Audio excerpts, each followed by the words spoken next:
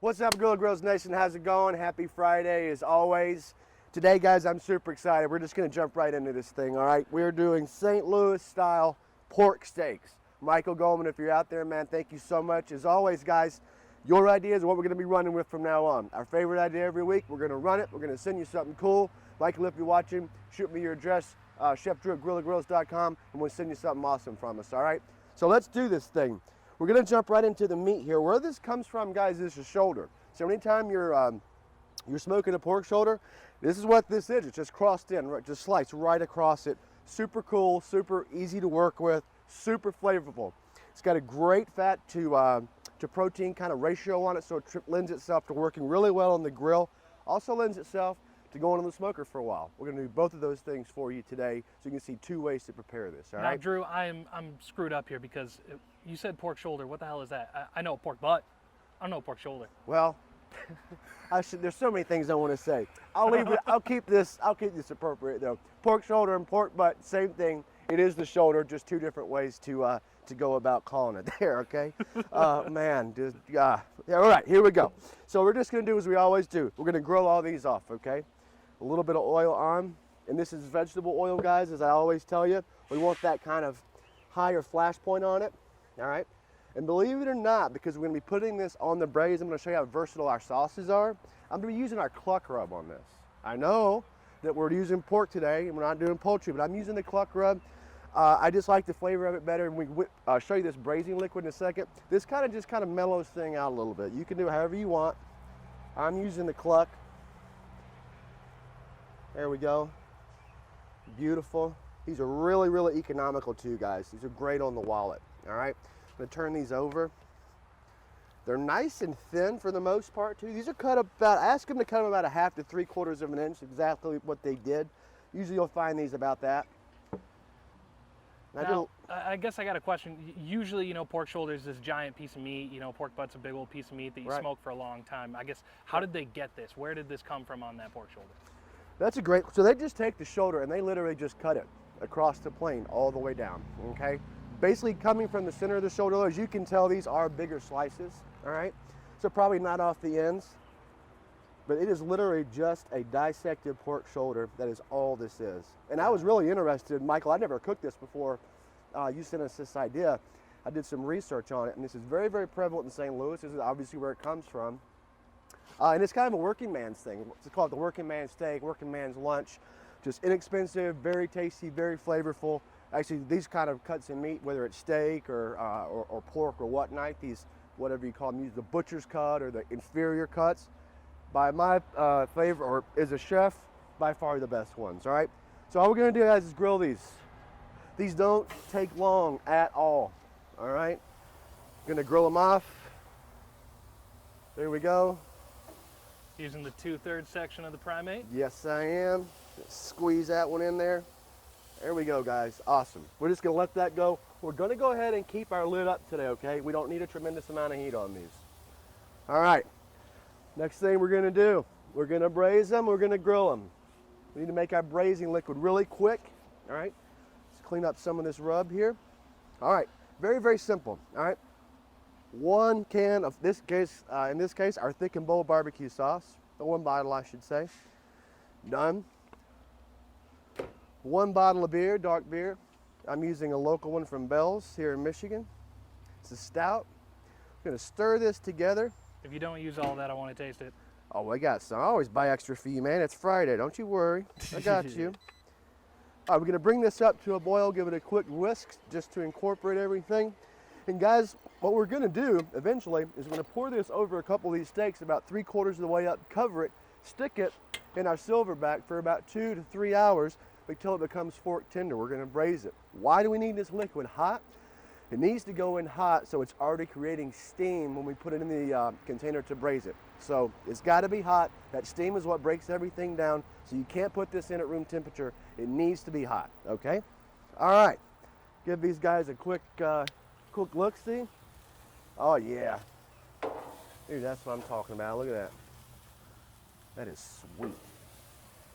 And these don't take long, guys, just so you're all aware. They don't take long at all. That's why I put that oil on it. There we go. And then one last turn here for this bad boy. All right, we're in business. Look amazing to me. All right, guys, so we got our steaks going. We got this coming up to a boil. All right, next thing we're gonna do is we're gonna make some homemade baked beans. And this is simple, and this is any way you wanna do it. First thing I did is I took some red kidney beans, all right, and then I took some great white northern beans, and I soaked them overnight. If you don't have time to soak them overnight, couple options. Number one, you can just pour these or pull some boiling water over them, let them rest for an hour and a half, they're ready to go. Skip the overnight process. And number two, if you're really pinched for time, just go ahead and buy the canned ones that are ready to go. They have the white beans and these kidney beans ready to go. If you're gonna do that though, don't drain the juice. If you're making baked beans, just go ahead and pour everything right in, okay? So we have our baked beans here. We have our mustard and ketchup. Now, if this ketchup looks a little interesting to you, it's because we made it, all right? So, talk more about that in a second. Nice couple of cups in there, okay?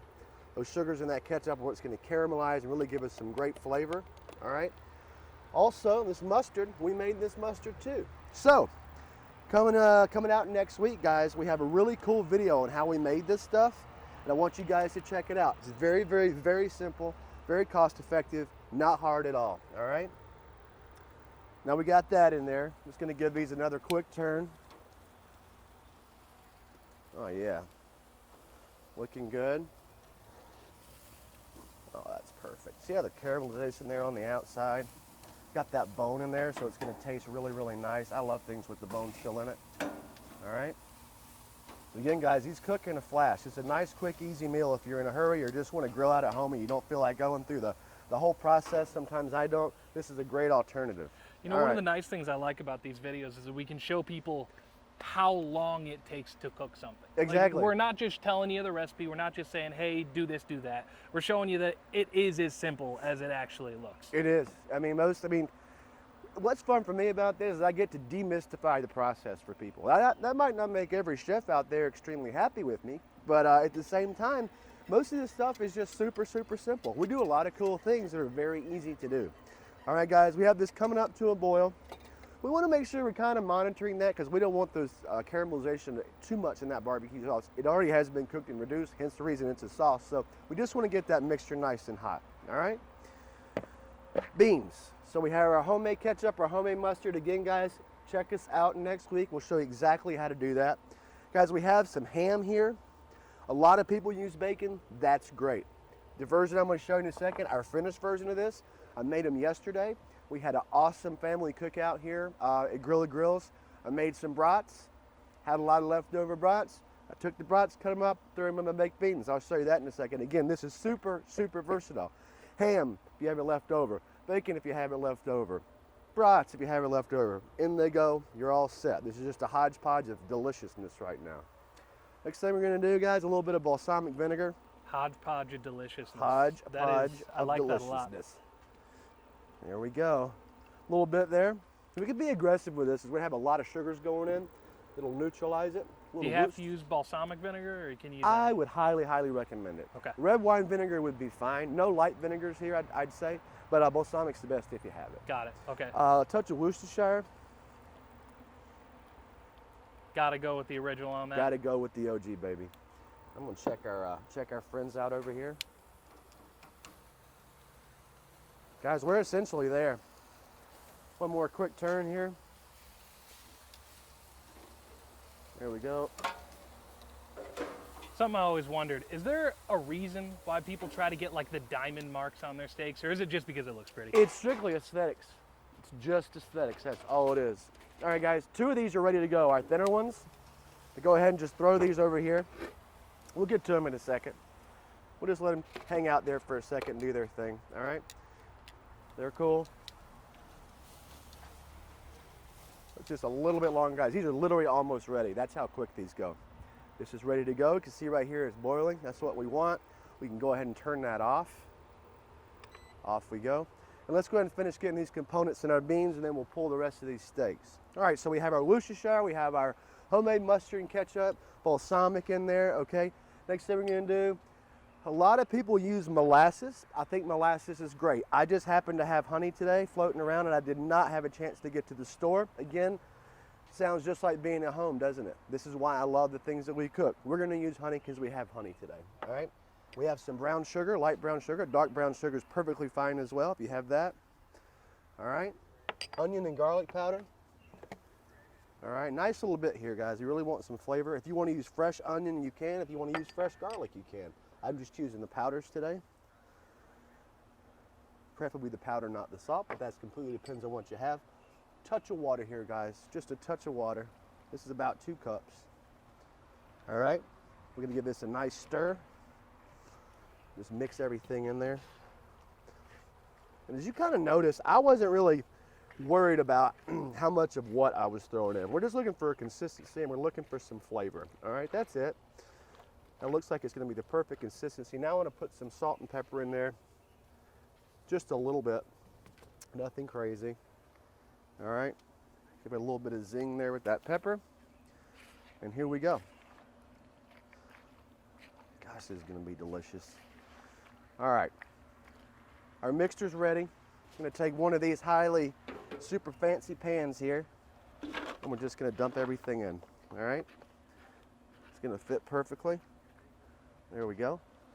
Now, check this out. All right, there we are. Cover it. Hey. 250 degrees all day long, literally all day long, about 8 hours. If you're busy, or if your beans are already cooked, that's gonna take a little bit off of it for you, but if they're not, if they're just hydrated like these, all day long. Don't feel like dealing with this, or if you don't have this yet, I know you're waiting on yours to get delivered, throw that in your crock pot. Again, you're all good, okay? These are most definitely gonna be done. We're gonna let them hang out here for the rest. So I always say rest your meat for about 10 minutes. Now I'm gonna show you some other cool stuff, all right? We're done here. What's next? I'm gonna show you. All right, now guys, these we're just gonna have normal. These are ready to go on the plate and eat with whatever, with your baked beans, all right?